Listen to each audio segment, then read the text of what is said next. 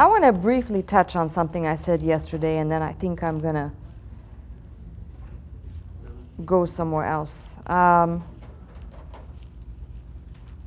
Because I said it so fast, I'm not sure that the impact of it settled in.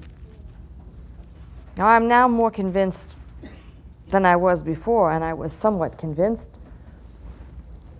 You can't just hear something once, and you can't even hear something once or twice. You've got to hear it multiple times.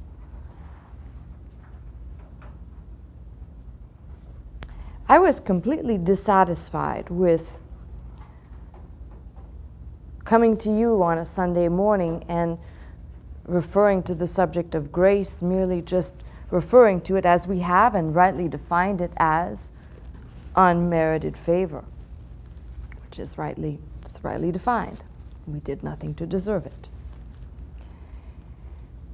But dissatisfied in limiting or stopping there, because that does not give illumination. I can understand receiving something I don't deserve, and therefore it's grace. But the unfolding of grace within the Bible, I mean, my mind goes immediately, and I referred to it yesterday, and I'll say it again, my mind immediately goes to Noah. Noah found favor in God's eyes. And favor and grace are viewed as synonyms, especially in the Old Testament. It's hard to know how to approach, but we can look at that from the dimension of God's unconditional love, His chesed. There's streams of things that flow into concepts that go straight through the Bible. But to simply say unmerited favor, which is a simple way of saying this is grace. But what does it look like in the New Testament? We know in the Old Testament, God did things for people, and they did nothing to, go back to Noah, they did nothing to deserve. Noah did nothing, although it says Noah was a just man. What could he have possibly done to deserve, to merit being the one given the instructions to build an ark, and he and his family be saved, put the animals in it, and that's it. I'm going to start over with these people. What did he possibly deserve to obtain that? And the answer is nothing. Even though it says he was a just man, he was a right man. He did nothing. So we can see it through the Bible, especially in the Old Testament, how God talked to certain people at certain times, or he did certain things for certain people at certain times. But if you stopped in the Old Testament, you'd have a limited picture of what grace looks like. And I always say this, I feel badly for those people, our Jewish brothers and sisters, who only stop at the Old Testament, and they only have, if I was standing up, I'd take off one shoe and say they only have one shoe on. Try walking around like that, lopsided. Probably get some glass or something on the foot that doesn't have a shoe. That's what it looks like if you don't have the full picture of the New Testament. Everything ends on a wonderful note in terms of God's grace, but it still ends on the note of sour, unfinished, unfulfilled. So when I started thinking about what exactly does grace look like, and I can say grace took on our likeness, and I can say that grace lived and dwelt among us, and grace healed the people, and grace spoke the words of life. And we can say all that, but if Christ, being typified by grace, if he did not die and be raised up, the fullness of that revelation would not have been complete. We'd still be walking uneven, just like our brothers and sisters of the Jewish faith. They'd still be unbalanced. So that's what prompted me to look up in the Strong's. In fact, I was just sitting here earlier, looked up in this Strong's that I have here, because I used a reverse Greek. So I actually found more references to grace in the synoptics than what actually appears in the Strong's, because I use the reverse, looking it up only in the Greek, not in the English.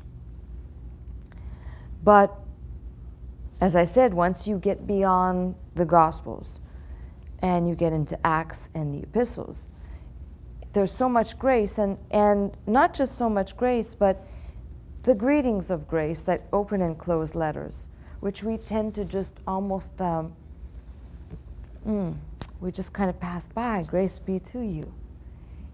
Not recognizing that that salutation would not be what it is without Christ having done what he did. All of these things are woven together. They're not separate concepts.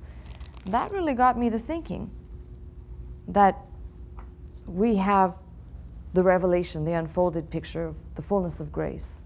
And that's why I referred to John saying, and it's usually taken as to mean when he says, the law came by Moses, but truth and grace by Jesus Christ, as to say, the old way was given through Moses and the new way through Christ. But if you read carefully, it's not just saying a new way, it is the fulfilled way, the complete revelation, which truth and grace met in the one.